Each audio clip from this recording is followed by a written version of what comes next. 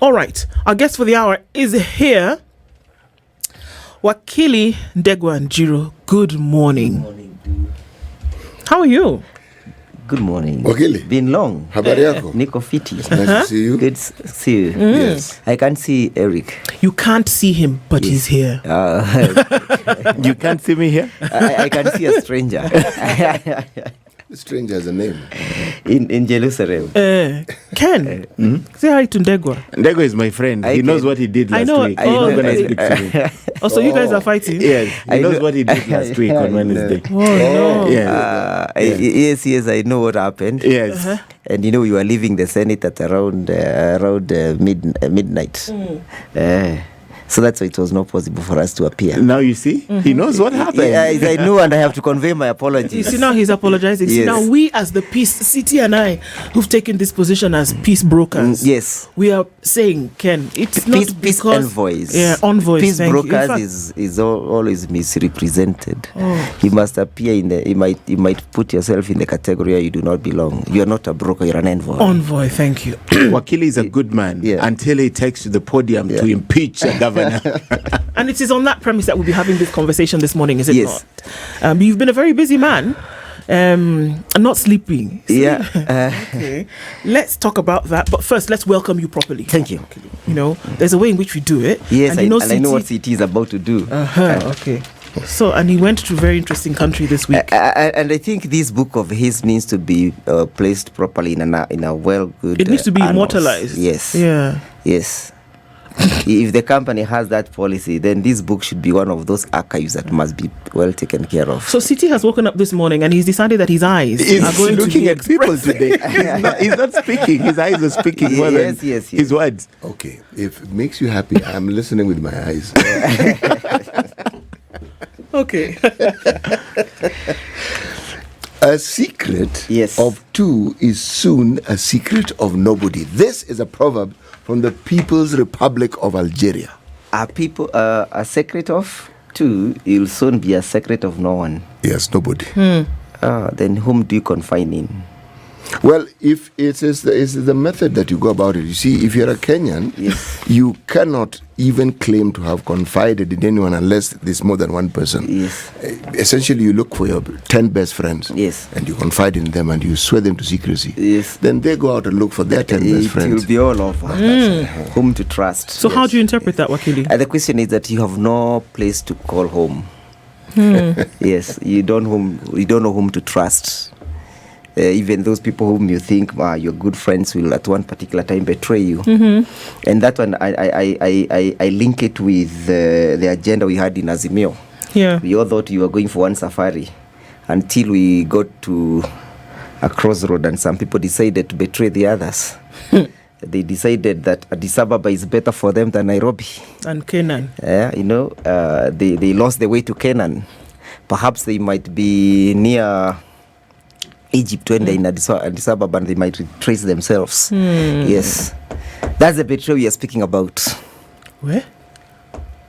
That's a betrayal. Betrayal in the city. Yes.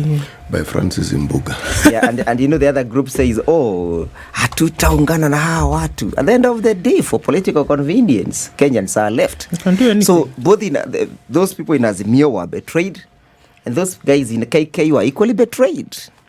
As they were telling secrets to one another. Okay. Yeah. That's the nature of the people that we live with. All right. You can never trust them that you'll ever get where you have agreed And to them go. here, I believe, are the politicians, isn't it? Well, I'm so specific, but that is about William Ruto and Raila Odinga. And how different are they from the other political leaders? They're not different. Okay. They're not. I think they're not. And that's the tragedy this country is having, Ken. Politicians, same basket. Yes. But we are soon going to change that culture. Soon. How now? Okay. Yeah. Well, let's look at one of the things that you did last week. Yes. Things happened very quickly. And I keep saying this because the speed and alacrity with which this impeachment happened was boom, baf, bow. Yes. We saw impeachment motion. Yes. Very short time after that, we then saw it was debated. Yes. Then we saw Senate voted.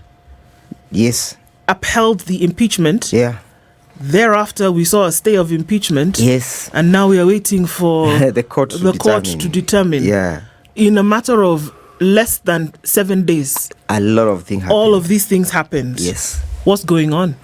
What is going on is that, and this is coming at the wake of the 14-year to the new constitution. And just for purposes of clarity, you were the legal representation for the County Assembly of Meru. Yes. Okay. Yes. What is happening is that we are in a country where we have not decided to take the right route towards attaining good governance and towards realizing the fruits of the new constitution that we enacted. And therefore, as much as one has a right to access court, and as much as the courts are independent, then you also have to ask yourself where the separation of power is. So we are still in a formative stage in trying to decide how these processes will and which course the process will be taking. The impeachment of Meru governor was properly before the House, properly prosecuted and executed. A vote taken both at the County Assembly and at the Senate, and a decision made for her to go home.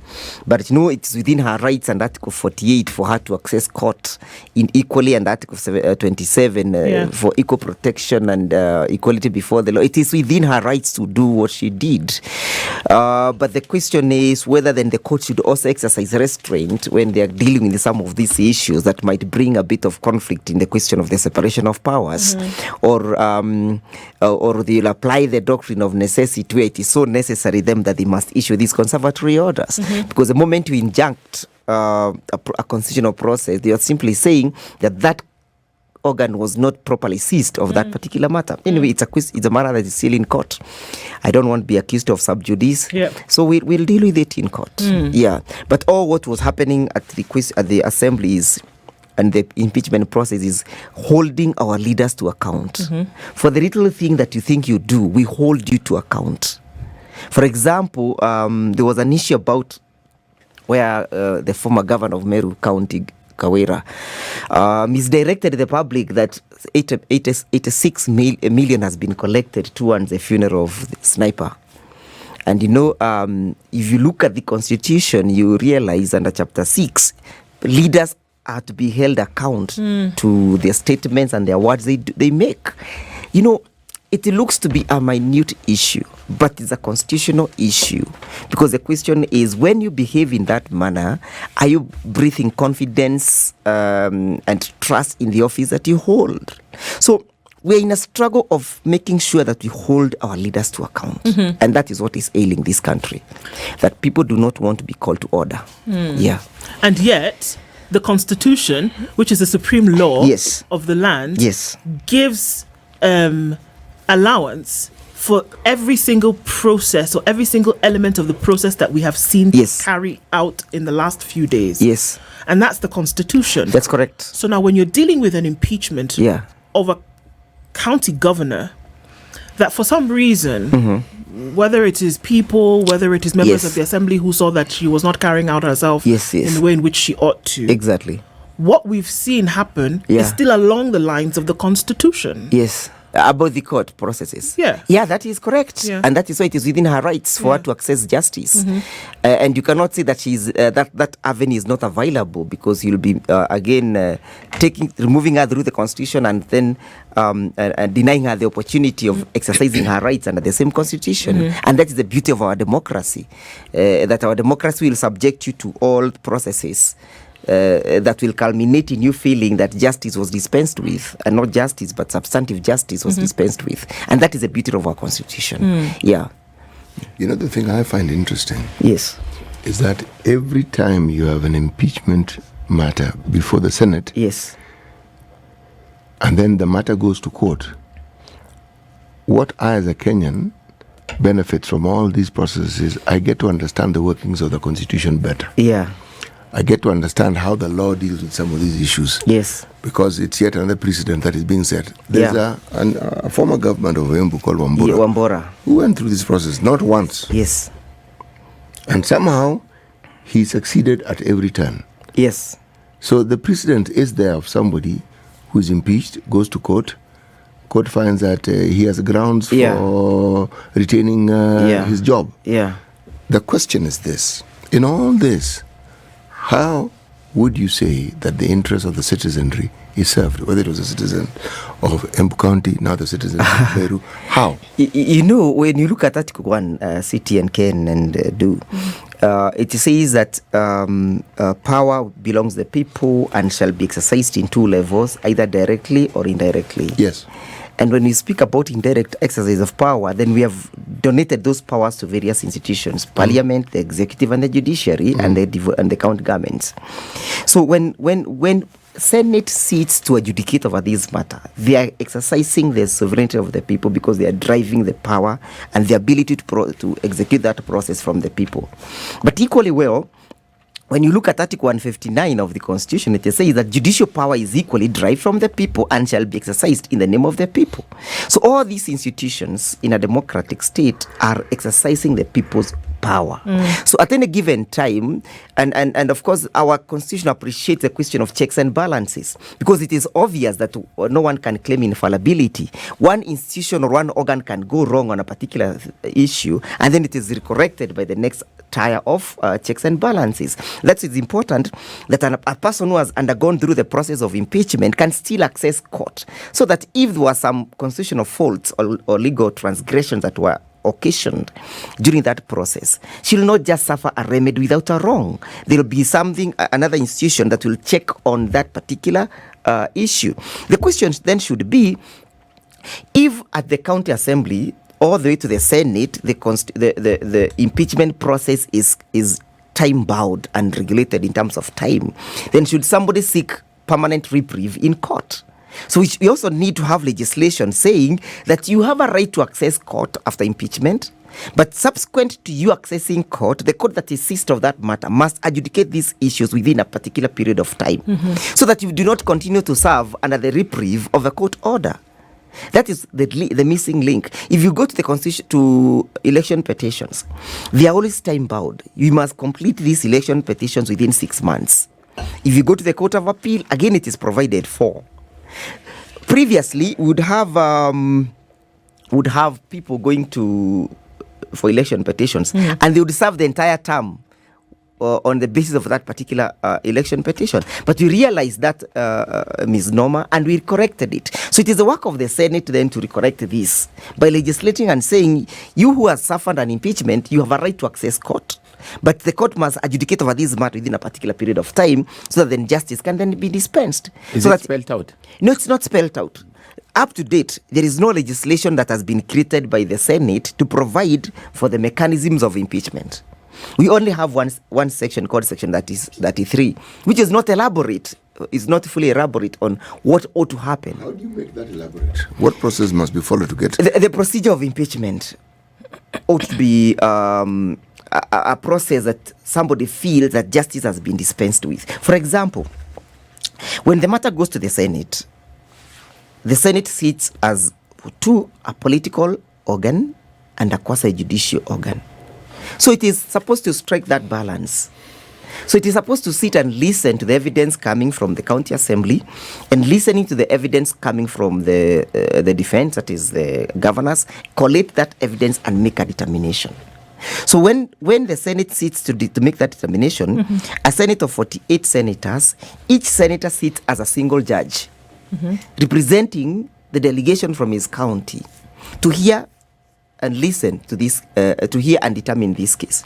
But what happens at the fullness of time is, then the standing orders, some senators insist that other than just going to cast your votes upon evaluation of the evidence, you need debate. When you subject a judicial process to a debate, you are of course fettering the impartiality of that particular senator who is now acting as a judge. And that's a tragedy that our laws have not been able to address. So that if a person is impeached in the Senate, he or she feels that she was granted a fair trial. How do you correct this anomaly? Legislation. And who is supposed to? The Senate. if that is to happen, yes, you know, oftentimes we give this prescription and we say that, okay, there's an anomaly here, it needs to be rectified, it needs to be fixed. But the folks then who are supposed to actually fix it, if there's no genuine desire, if there is no goodwill, or before you even get to that, if there is no awareness or even accepted awareness that there's a problem here, what is the likelihood that they would actually look at this legislation and say, okay, guys, it's about time we did something about it, without situations reoccurring that would show you there's something? The likelihood of you looking at this thing and saying, let's do something about it, then is decreased significantly. No, I don't even think that is a problem. The problem... the reason why the Senate is not, because how many impeachments have we had in the last 13 years or so? There's so many impeachments. That's correct. And Wambora's impeachment should have settled this. However, the concern is this. Senators usually graduate to be governors. Governors come back to be senators. These guys are protecting their turf. If they legislate to an extent that they know at the end of the day this will be settled in that record time, then it jeopardizes their future chances when they fall in the same position. So for me, aside from what Ndu is asking, I think the reason why there's no legislation, and you can confirm this or explain it, is because senators need to protect that political space. Cannot be more right than he is, and equally do. The fact is that some of the best proposals in terms of legislations are mutilated by political expediency. That somebody needs to protect his future political career, and therefore he cannot bring forth an elaborate legislation that will address these anomalies. Protect his future career? Yes. The career is not what is being impeached. Yes. It is wrongdoing. Yes. Purported, perceived, actual, real, imagined. That is what. Yes, exactly. So are we therefore implying that whether it is the senators who want to be governors or vice versa, that they foresee their career as being one where they will do wrong? Exactly. Yes, because that has been the tradition in this country, and the tradition that we do not hold our people to account, and that you do not go into public service to serve. You go into public service to enrich yourself, and therefore once you go to public service... Actually, no, it's not enrich. If you say enrich to steal, plunder. To plunder, to spillage our resources. Yes. So you can never be in a position to come up with a legislation that addresses and all that will cut the hand that feeds you. And that's the tragedy about this country. And that's what the Gen Zs are speaking about. That's what the millennials are speaking about. That's what Generation Zote zinazungumzia. But you know, the good thing here is that even as we're talking about it, their actions are doing us a great service in that they stand revealed. It's clear that anything that would set this thing right and bring about the accountability that we desire will not happen with the lot that we have. Well, I cannot agree with you more. That we need to change. It's a high time that we change the faces that appears on day to day on our screens. That is where the problem is. Since I was young, mimi nimekuwa nikiona Wetangula, nimekuwa nikiona Musalia Mudavadi, nimekuwa nikiona Raila Odinga, nimekuwa nikiona Ruto. You know, old faces have stuck to our screens. It's a high time we change those faces. And not just for the sake of changing them, but changing them with individuals who will meet or who will foot the bill as contemplated in the Constitution. These guys are so accustomed to the processes that they have been perpetuating. And it's the processes of theft, spillage of our resources, unaccountability, impunity, you know, and feeling like they are entitled to those offices. That entitlement is what we must bring down. We must make sure that entitlement falls. So, I mean, in as much as we're talking about the tenets of what one saw from the very beginning that essentially led to an impeachment, and the issues that we see surrounding, unfortunately, mediocre governance. Yes. Would we say that it is not then, is it possible to have the politics of the day run alongside systems that are working properly? That it doesn't really matter what side of the political divide that you're on. It doesn't matter if you're a senator today and you want to be governor tomorrow. It doesn't matter if you're a governor and you want to be senator the next time. But it is possible to have systems in place, the rule of law functioning, the Constitution being upheld. Is it possible? It is possible because the Constitution that we enacted gave a roadmap, and Article 10 of the Constitution, which creates the values and the principles of governance. these values and principles of governance the Constitution provides that they bind each and every person, both private person and public person, including the institutions created under the Constitution. One of those values is the value of the rule of law. The rule of law binds me as a private citizen, and binds the state organs, and binds state officers and public officers. And if we were to contemplate a situation whereby Article 10 is allowed to thrive, that it means then that institutions can coexist hand in hand with the politics of the day, and that the politics of the day will respect the institutions that we have created, because the architecture of our Constitution, when we created it, was designed from the previous experiences that we had. They informed a lot on what we were to do. And we realized that if we centralize power in one particular person, it's likely that power will be abused. City knows this better than most of us do. And then that is then to mean that we created these institutions to diffuse power, to decentralize power. But these institutions are not working. For example, why is IPOA not telling us what will happen or what actions have been taken to the people who were killed during the protests? Why? Because it has been held captive. It's a state organ being financed by the state, being financed by Kenyans. Some of the parents who lost their children are still financing and paying those officers working that particular office, but they have no moral. They don't have the commitment to do that which is good. Why? Because for them, it's political expediency that matters. It's about the protection of their job that matters. It's not about doing what is just and what is right. Because we are not able to separate our institutions from the constitutional process, from the political processes. Why? Because most of those guys who go there to those positions, I beg your pardon, do not go there on the basis of merits. They go there on the basis of political patronage. And that is what is killing this country. For example, CT sits here as a matter of merits, meritocracy. But when you go to government, CT will not sit on that seat on the basis of merits. It's on the basis of whom do you know.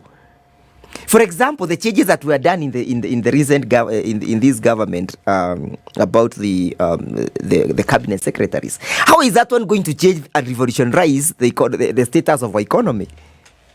How?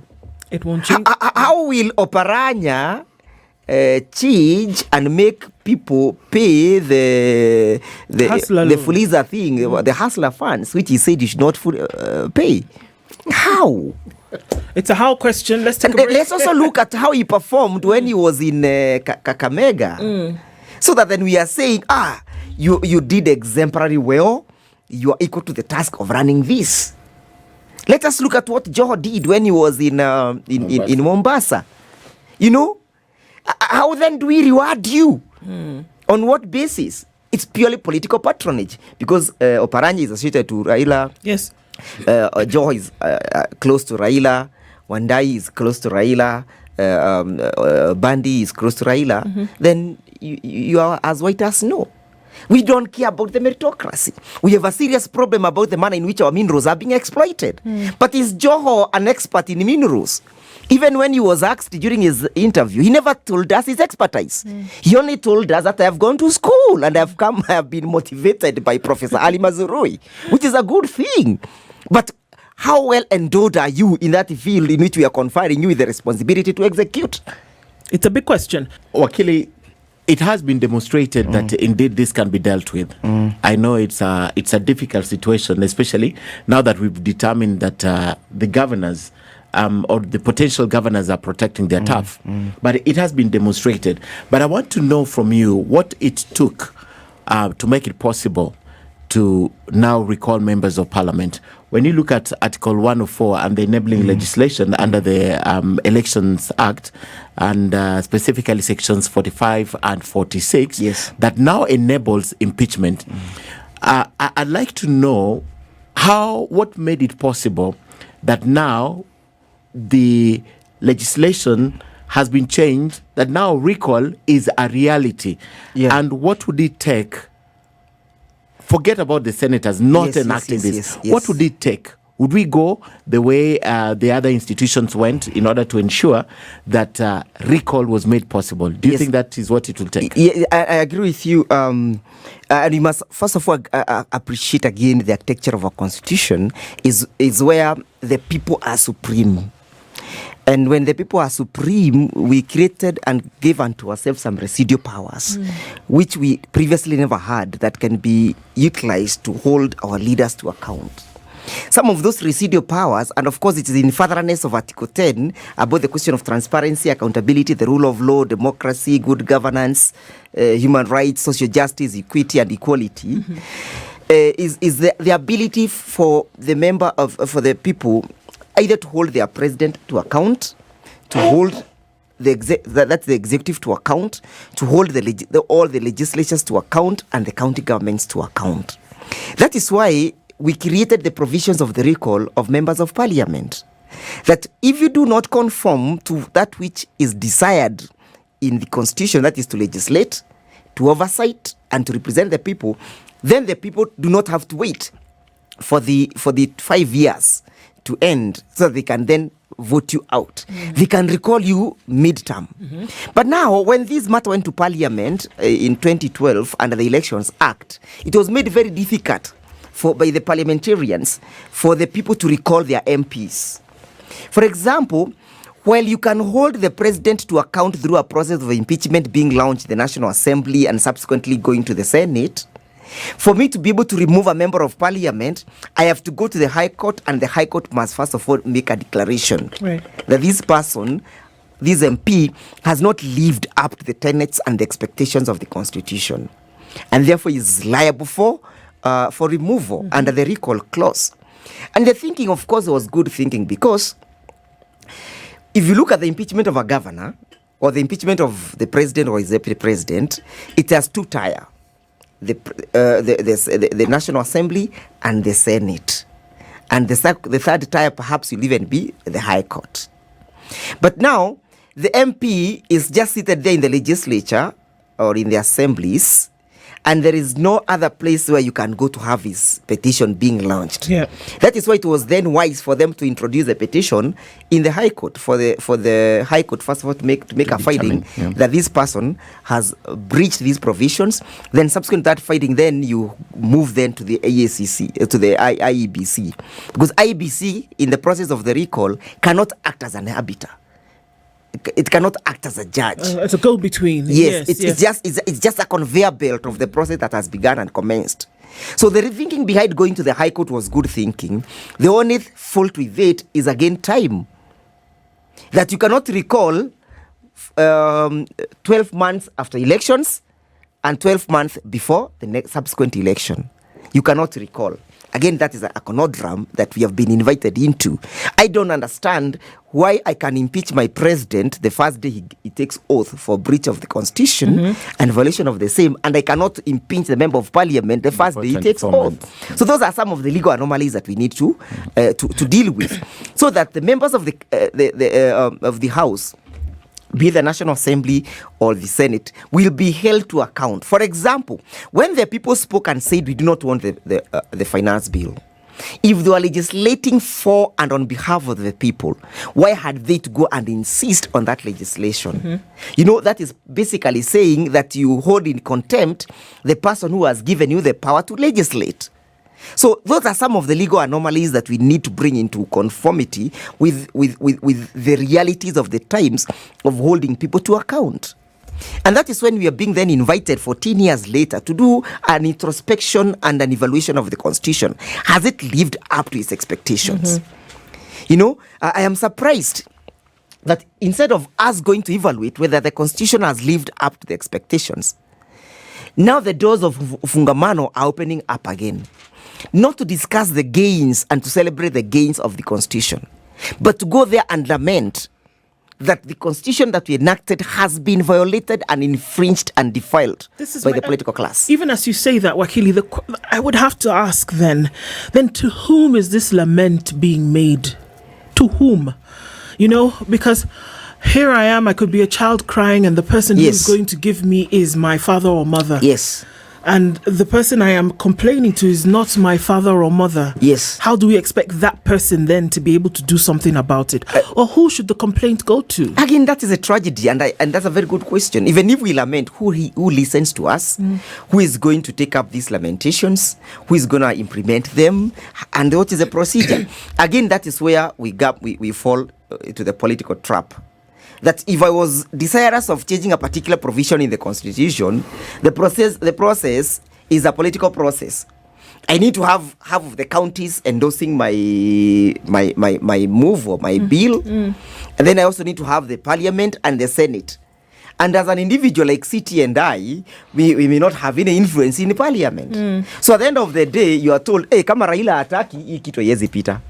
Kama Ruto ataki, hii kitu haiwezi pita bunge. You see? Because the people we took to parliament have no allegiance and loyalty to the people who elected them. They pledge a loyalty to their party leaders, not knowing or not understanding that the boss is not the party leader, but the persons who took you to parliament. Isn't it worse? Because I think they actually do understand. And I think that's the tragedy, really, yes, that they do understand that your boss is not your party leader, but that your boss is the person who took you into that position by virtue of their vote. I think they do understand you that. Don't overrate and that's them. Why and that's some why of them do not even understand why they're in parliament. Wakili, why do we have that saying? That some of them are actually morons. There's a verse in the Bible that says yes, that knowing that something is wrong and doing it is actually a sin. And for me, that's the tragedy. Yes. That you know that this thing is not right. Yes. But you still go ahead and do it. Can I tell you why they don't understand? If, for example, you look again at the architecture of our constitution, and I wish we had an opportunity to breathe life to this constitution, it would solve much of the problems that we have. We have the minority and the majority side. The minority and the majority side are fused by the functions of parliament. They may be the majority or they may be the minority. But their work is to legislate, is to represent, and to oversight. Notwithstanding whether you're in the minority or you're in the majority. That is to mean, Ishonga should be asking serious questions why actions have not been taken by the relevant state organ in respect to the people who are killed. Because that is the work of the majority to oversight government. Yeah. But when they are elected, they think they have become part and parcel of the executive. They don't think, they know. They know they have become. They practice it. The practice that they have become part and parcel of the executive. But that is not the constitutional architecture.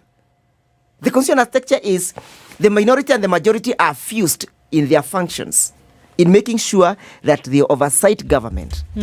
But when you hear them speak, you'll think that Ishongwa is holding brief for the president, or Opio Andai is holding brief for his party leader when he was the minority leader. But then, Wakili, is this then not what you just said, the reality of not our politics, but of our situation?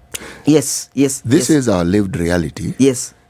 Because the moment we accepted that so long as one can get away with a misdeed, then that misdeed is no longer misdeed. Exactly. It is okay. Yes. And we have accepted it. Now, the executive in this country, even with our 2010 constitution, still attempts to have the same powers that the previous presidents who didn't have this constitution. Yes. And it appears that those whom we elect see the constitution as a hindrance to their progress. City, you could not have diagnosed the problem better than you have. And I wish they could just listen to what you have said. For them, this constitution is not an ambulance. It's a hindrance. It's clogging their desire to do that which is wrong and that which is bad. Whereas the constitution creates a roadmap of building and rebirth of a nation. But that is not what is happening. For them, they consider the constitution as a drawback. Hii ni kitu mbaya sana. For example, why should Mr. William Ruto go and make a pronouncement that NYS will be trained on how to use firearms? If you have no intention of converting them into a militia, or you have no intention of recruiting them into the mainstream. What he's simply doing, he want to unleash thugs into our society unless he's going to tell us how is he going to resolve that problem. That roadside declaration was stopped by this constitution. But the tragedy again is we are dealing with a person in the name of a president who never supported this document and who has never read it. I am convinced beyond reasonable doubt that Mr. William Ruto has never read a single clause of this constitution. What did he swear? He swore to defend a document that he does not understand. And that is a tragedy. That is why if people go to exercise their sovereignty under Article 37, they are met with police brutality. That is why people are abducted for exercising their rights. That is why you'll go and make roadside declarations. Because Mr. William Ruto, and that's a tragedy, does not understand this constitution. Now, hold on. On that last thing that you said. Yes. That if, according to what you're saying, if he doesn't understand the constitution, then I'm seeing you already drawing the parallels between a misunderstanding or under comprehension of that. And that is why we see these different threads of things happening. Yes.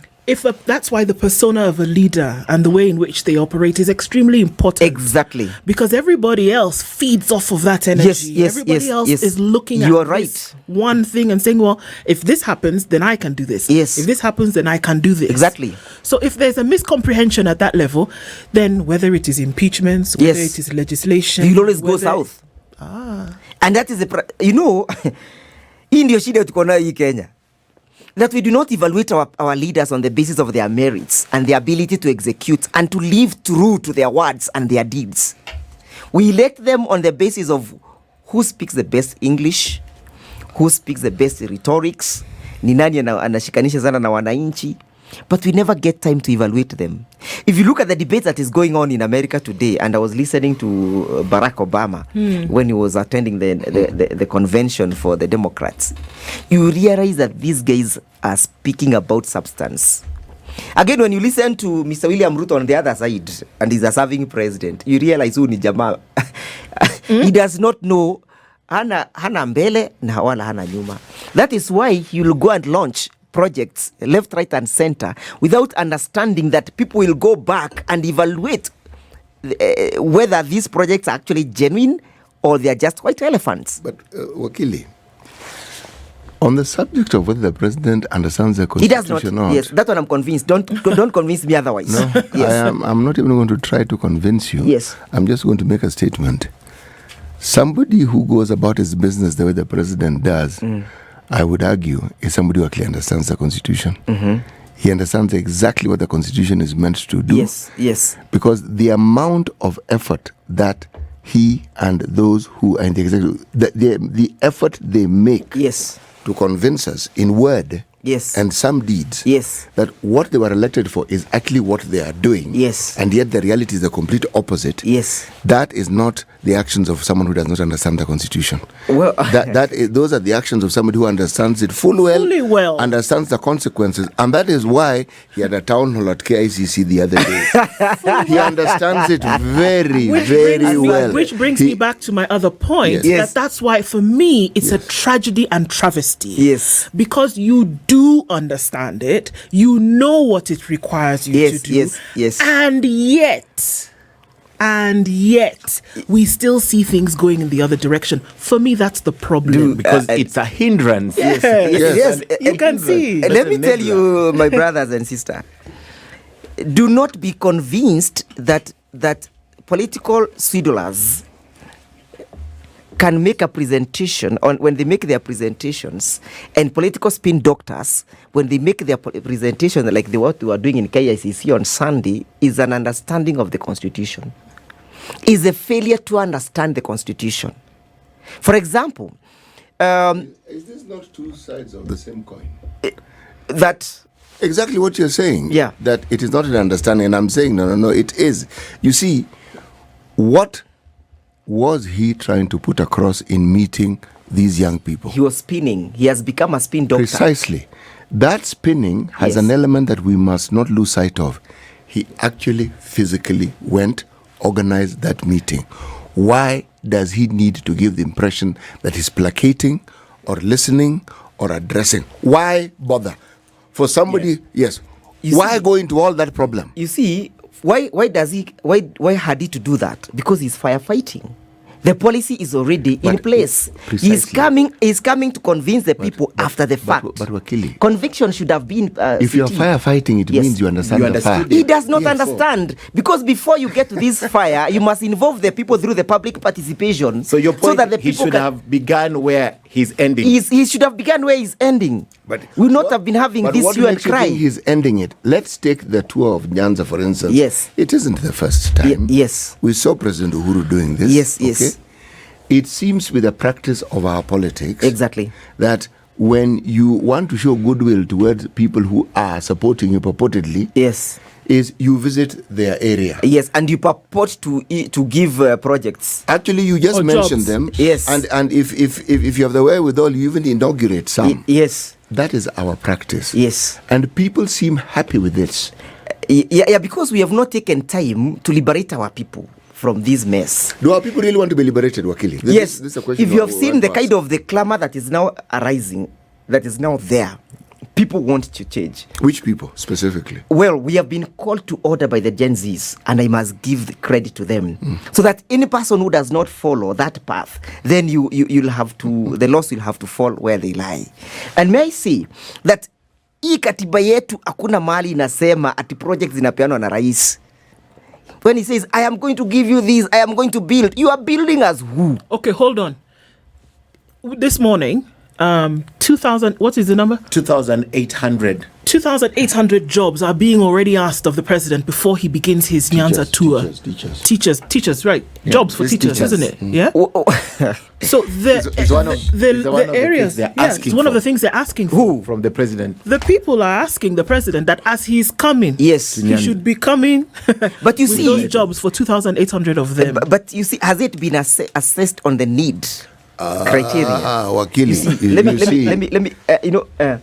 The point you're making is not only logical. Yes. It is the correct position to take. Yes. But the reality is this. Exactly. If we still have a political leadership and a population who believe that the president has the purview and has the ability to dish give out jobs. Goodies, then, and we can't get our people's mind out of this. I think progressively we'll get there.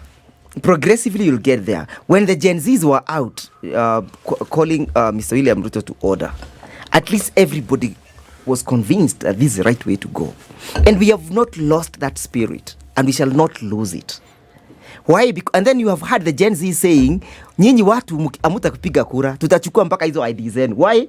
Because they consider us and their parents as a source of the problem this country is having.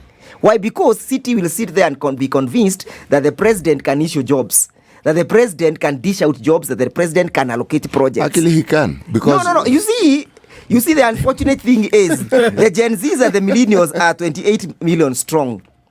You, the people who have been making these wrong decisions, will be overwhelmed by the desire of the Gen Zs and the millennials and the X to do that which is right, and you'll conform to that particular call. Whether you like it or you don't like it, you'll be compelled to conform to that new order. This brainwashing begins long before the president, because the first thing that people of Nyanza were told is that we have often lost out of opportunities in government because you're not in government. Because you're not in government. Yes. So then we cross over to the government. Let me tell you, Ken, this is what the president is coming with. So the brainwashing starts Ken, let me tell you, then. when we enacted this new constitution, we wanted to divorce ourselves from those particular political rhetorics. And that's why we said Parliament shall be the body that shall be bestowed with the power to allocate resources. Mr. William Ruto has no resources that he can allocate to a particular project. It has to trickle down from Parliament. He has no goodies that he can give you. And we shall continue telling the people the truth. That when he comes and tells you that I'm going to give you 2,800 jobs, it's a lie. To employ 2,800. He has no capacity to employ. It's a lie. When he goes and tells you I will allocate money to this particular project or a road or anything, it's a lie. The money belongs to us. It is us to allocate the money. If you look at Article 201 of the Constitution, it creates the procedure for allocation of this money. It's not Mr. William Ruto. And that is why he does not understand the Constitution. That's why he keeps on saying, "Nitawapatia kazi, unatupatia kazi ukiwa nani?" Actually, Wakili, I'm going to give an analogy here. Have you, when you first went to the university? Yes. Did you ever find a very strange phenomenon that you'd find footprints on a toilet seat? Yes. Okay. And of course, I understand what that person was doing and what he was trying to avoid. This is somebody who is accustomed to squatting. Yes. That there is a seat and they're meant to sit on it. It's not appreciated. Precisely. So we have a constitution. Yes. Swanking, new, good. Yes. But being implemented by people who are accustomed to squatting. Yes.